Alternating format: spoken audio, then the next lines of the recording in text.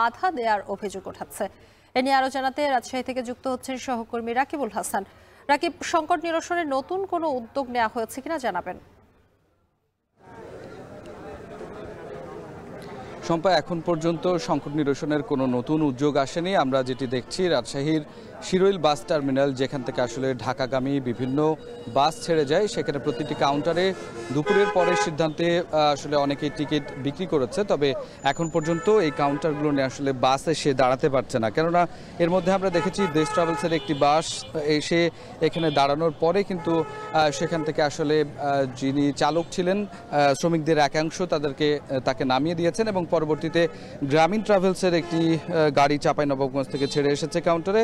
সেখানে যাত্রীও রয়েছে, কিন্তু সেখানে আমরা দেখলাম যে যারা আসলে এই যে সিদ্ধান্ত, সেই সিদ্ধান্ত মানছেন না বা এই সিদ্ধান্ত অস্বীকৃতি জানাচ্ছেন, তারা কিন্তু সেইটিকে আটকে রেখেছেন এবং তারা বলছেন যে ফেডারেশন যেই ধরনের সিদ্ধান্তগুলো নিয়েছে বা তারা যেই জিনিসগুলো চাচ্ছিল সেটি পরিপূর্ণ হয়নি।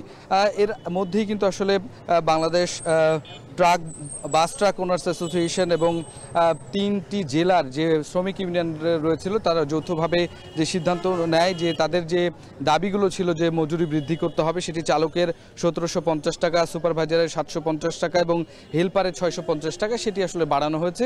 তবে এই অংশটি শ্রমিকদের এই একটি অংশ মেনে নিলেও আরেকটি অংশ বলছে যে তারা আসলে এটি মানছেন না এবং তারা বলছেন যে এক্ষেত্রে পরিপূর্ণ বাসে যে 2টি এবং এসি বাসে 3টি টিকিট যে তারা দাবি করেছে ফ্রি, সেটি আসলে তাদেরকে দেয়া হচ্ছে না এবং তারা সেটির দাবি জানাচ্ছেন এবং যতক্ষণ না পর্যন্ত সেটি হবে এবং তারা বলছেন যে যেই সিদ্ধান্তটি হয়েছে সেটি লিখিত আকারে তাদের কাছে না পৌঁছানো পর্যন্ত তারা এই সিদ্ধান্ত অটল থাকবেন।